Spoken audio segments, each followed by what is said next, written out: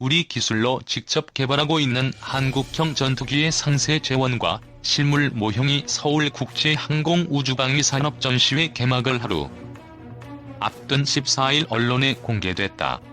KF-X는 최대 속도가 최근 도입하고 있는 미국산 스텔스기 F-35E보다 앞선 것으로 평가된다.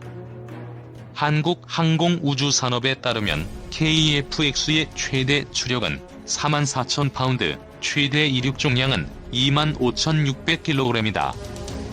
최대 속도는 마하 1.81, 항속거리는 2,900km다. F-35E의 최고 속도 1.8보다 속도면에서 앞선다. 카이는 이번에 공개한 KF-X 전투기가 최신 항전 장비와 능동주사식 위상 배열 레이더, 최신 센서 등을 탑재하는 등 군사 강국의 첨단 전투기와 견줄 수 있는 기동력을 자랑한다고 밝혔다. 이 전투기는 최대 탑재량이 7,700kg에 달하고 기체 바닥과 날개에 미사일 연료통 등을 달 수 있는 파드가 10개에 달하면서 다양한 무기를 장착할 수 있다. 단거리 공대공 미사일 아이리스-T, 중거리 공대공 미사일, 지상 정밀 폭격이 가능한 BLU-109 레이저 유도 폭탄 등의 공대지 미사일이 탑재 가능한 것으로 알려졌다. 현재 유럽에서 수입하는 장거리 공대지 유도무기 타우러스도 탑재할 수 있다는 게 카이의 설명이다. 다만 미국산 F-35E에 있는 스텔스 능력은 없는 것으로 알려졌다. 향후 스텔스 기능을 추가할 수 있도록 연구 보완할 계획이라고 카이는 밝혔다. 카이는 KF-X 전투기에 대해 한국 공군 전력 유지와 미래전장 운용 능력을 갖춘 항공기로 향상된 생존 확률과 협동작전, 후속 지원 시스템, 공중우세 확보, 지해상 정밀 타격 수행이 가능한 다목적 전투기라고 설명했다. 이 전투기 사업은 개발비가 총 8조 8,304억 원에 달하며 2016년 1월 개발이 시작돼 2018년 6월 기본 설계가 완료됐다.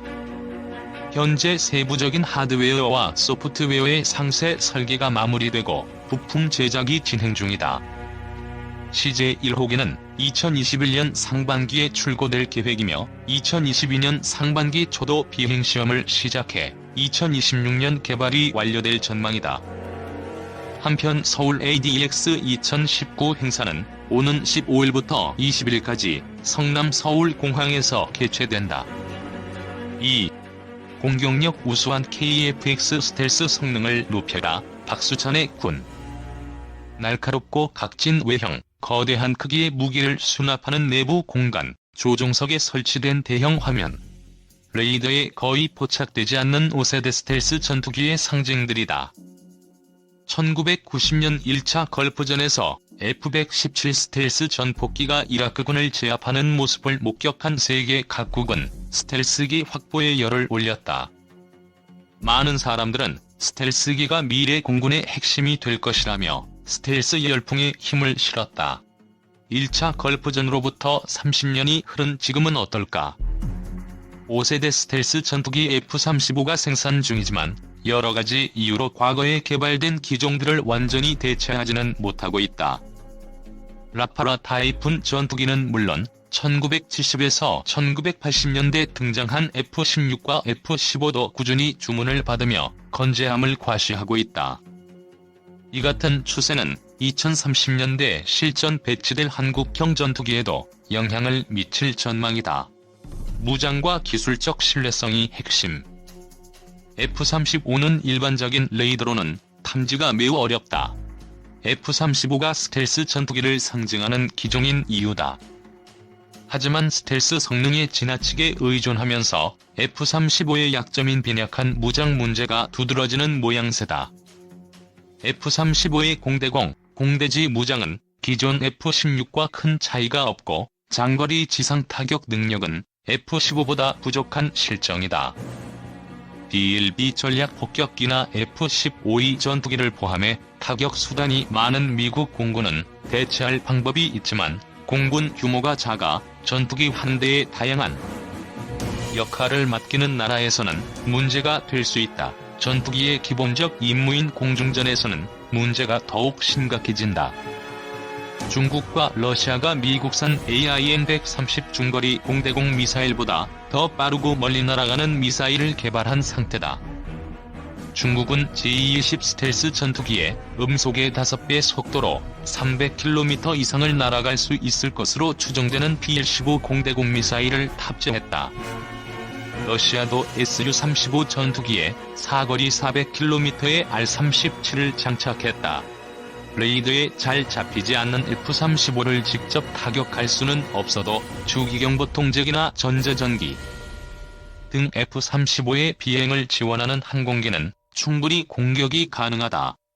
이에 미국은 2020년대 초 실전 배치를 목표로 AIM-260 장거리 공대공 미사일을 개발하고 있으나 중국과 러시아보다 늦었다는 지적을 피하기 어렵다. F-35에 대한 기술적 신뢰성도 아직 확보되지 않았다. 외신 보도에 따르면 미 국방부 작전시험평가국의 지난해 11월 평가에서 F-35 소프트웨어 결함이 873건 발견됐다. 작전시험평가국은 F-35에 탑재된 25mm 기관포는 받아들일 수 없는 정확성을 가지고 있다고 밝혔다. 성능 개량을 거쳤지만 한 세대 이전의 전투기인 F-16V에 대한 주문이 꾸준히 이어지고 미 공군이 최근 F-15X 도입을 결정한 것도 기술적 신뢰성과 무관치 않다. F-15와 F-16은 여러 차례 실전에서 성능이 검증됐고 대량 생산된 덕분에 저렴하며 다양한 용도로 쓸 수 있는 능력을 갖췄기 때문이다. 한 발 늦었지만 KF-X도 도전할 만하다. 스텔스의 함정에 빠진 미국과 달리 유럽은 항공무장과 레이더 강화에 초점을 맞췄다. 미국처럼 5세대 스텔스 전투기를 만드는 대신 타이푼이나 라팔처럼 기존 방식대로 제작된 전투기를 운용한다. 대신 2030년대 이후를 염두에 두고 인공지능 기능 등이 포함된 6세대 전투기를 개발 중이다. 유럽 에어버스의 타이푼 전투기는 독일, 스웨덴이 합작해 개발한 타우러스 장거리 공대지 미사일과 미티어 장거리 공대공 미사일로 무장했으며 다기능 이상 배열 레이더도 갖췄다. 프랑스 다수의 라팔은 AESA 레이더 장착이 다소 늦었지만 스칼프 장거리 공대지 미사일과 미티어 장거리 공대공 미사일을 운용해 강력한 타격력을 자랑한다. 유럽이 미국보다 스텔스 기술이 뒤떨어진 것은 아니다. 미국의 F-22를 개발할 당시 독일은 스텔스 형상 설계나 도료 생산 등에 필요한 기술을 확보하고 있었다. 하지만 레이더를 비롯한 대스텔스 기술의 발달을 염두에 두고 균형 잡힌 설계를 갖춘 전투기 개발로 선회했다. 전투기는 한번 개발되면 수정이 쉽지 않다.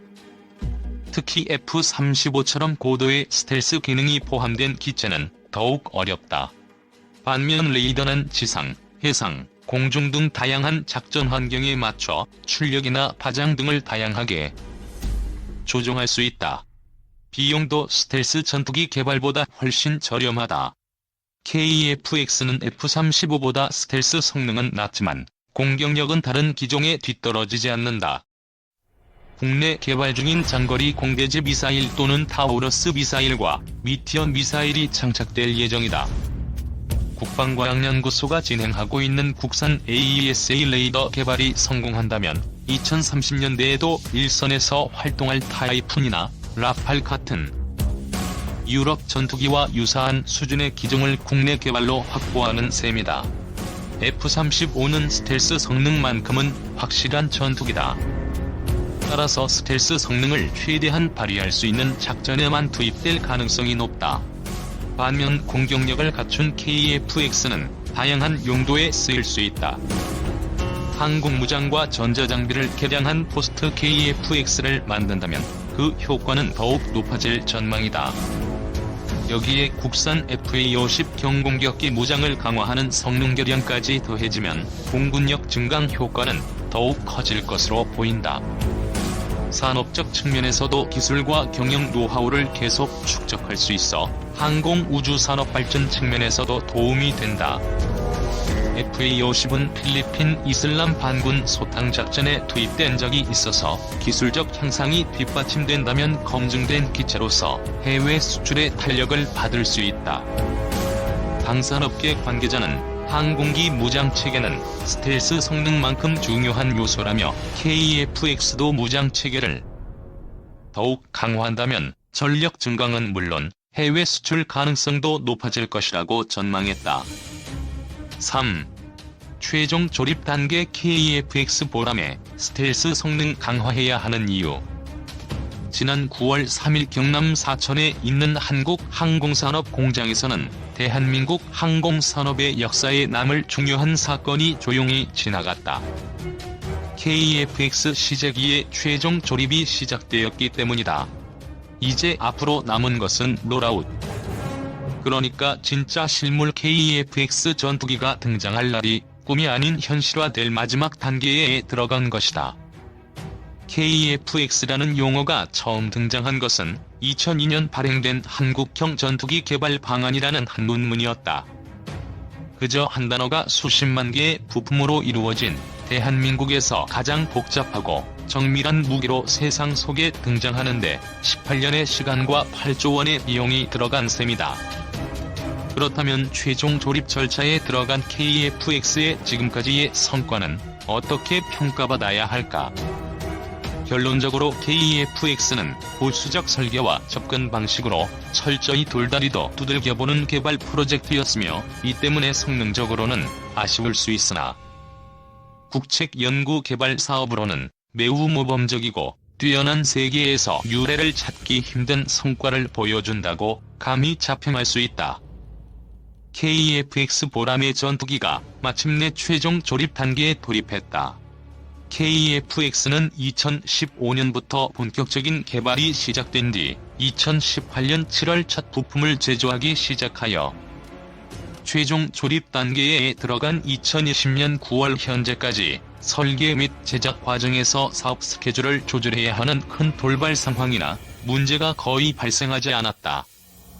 특히 공동개발국인 인도네시아와의 개발비 분담 문제로 인도네시아 기술자들이 철수와 복귀를 반복하고 COVID-19의 전 세계적 유행으로 해외 항공 우주기업들이 연구 개발과 생산에 큰 차질을 빚고 있는 와중에 대규모의 인원이 투입된 한국형 전투기 사업이 정상 궤도를 이탈하지 않고 있다는 점은 한국 방위산업의 발전된 사업 관리 능력을 여실히 보여주고 있다. 다만 이렇게 무탈하게 KF-X 개발이 진행되고 있는 가장 큰 비결은 사실 KF-X가 철저하게 리스크 관리에 집중한 사업 계획을 가졌기 때문임을 잊어서는 안 된다. 해외에서 이미 검증되고 입증된 부품과 기술을 들여오거나 동급 기술을 국산화하는 것이기 때문에 위험성을 제거할 수 있었다. 일반인이 보기에 F-35나 KF-X는 외양만으로는 거의 비슷한 전투기처럼 보이지만 개발 시점과 기술을 비교했을 때 F-35는 수천 가지의 미완성 기술과 개념을 개발하기 위해 큰 모험을 한 것과 달리 KF-X는 이미 실제로 작동하는 개념과 제품을 철저하게 벤치마킹한 것에 가깝다. 이렇게 보수적인 접근 방식은 사실 KF-X의 장점이자 단점이기도 하다. 가격과 일정이 크게 어긋날 일 없으니 정해진 성능과 능력을 발휘할 위험성이 줄어들겠지만 반대로 말하자면 최신 기술을 사용해서 미래의 적 위협에 압도적으로 대처할 수 있다고 말하긴 어렵기 때문이다. KF-X 개발 과정에 여러 우여곡절이 있었지만 그럼에도 당초 계획대로 안정적인 개발이 이루어진 점은 놀라울 정도의 성과다. 2012년 KF-X의 탐색 개발이 종료되고 국방과학기술연구소는 KF-X의 성능에 대해서 전망한 자료를 공개한 적이 있다. 컴퓨터 시뮬레이션의 계산으로는 KF-X는 KF-16보다 공대공 전투 효과가 34%, 공대지 표적 파괴 능력이 40% 뛰어날 것으로 예상했다. 하지만 2012년 당시 KF-X의 예상 가격은 660억 원인 반면 현재 확정된 KF-X의 가격이 800억 원으로 140억 원 정도 증가했다. 지금이나 2012년이나 KF-X의 예상 성능은 크게 다르지 않기 때문에 가격대 성능비가 원래 계획보다는 다소 떨어졌다는 점은 부정하기 힘든 사실이다. 양산 비용과 개발 비용 절감이 불가능하므로 결국 KF-X의 가격대 성능비를 높이기 위해서는 최소 비용으로 최대 효과를 낼 수 있는 개량 방안을 지금부터 준비해야 군 전력 증강은 물론 수출에도 도움이 될 것이다. 그럼 어떤 개량을 모색해야 할까?